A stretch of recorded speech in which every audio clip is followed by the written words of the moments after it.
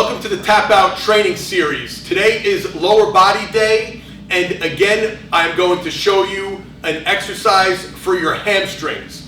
One of the themes you hear me talk a lot about is paying extra attention to the muscles you can't see when you look in the mirror. So we are not going to neglect our hamstrings. But the problem is, people that do address their hamstrings, unfortunately, they always seem to train the knee flexion function of the hamstrings. Your hamstrings have two functions.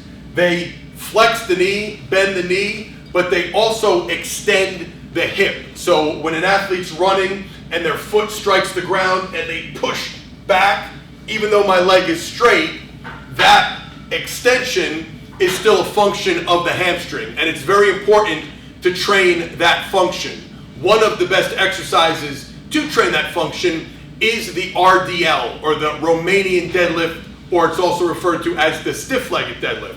So Ashley is going to show you how to perform this exercise properly, because there are some key components that a lot of people seem to get wrong. So we're going to do this with a pair of dumbbells. You could also do it with a barbell.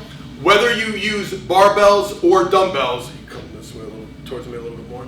The key is having the weights close or right on your thigh. So she's going to put the weights right on her thigh. If you were doing this with a barbell, you would have the barbell right on your thigh. First part of this exercise is going to be to soften the knees just slightly. You're going to bend them maybe 5 degrees. Then forget about the knees. They're not going to straighten or bend anymore from that point. This motion, instead of thinking about bending over, what I want you to think about is pushing your hips back. So Ashley's going to push her hips to the back of the room as the weights slide down her thigh. Right when they drop below her kneecap, she's going to stand back up. So hips back, weights stay close to her body, stand back up.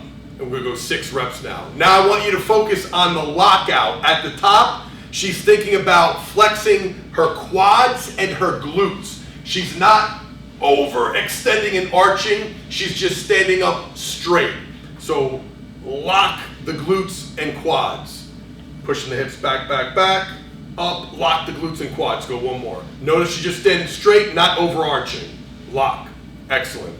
When you overarch, you take tension off the muscles and place a lot of stress on your lumbar spine. We don't want that. We want to keep the tension on the muscles. So that is how you perform a proper RDL. Incorporate that into your lower body training, and we will see you tomorrow for another training tip.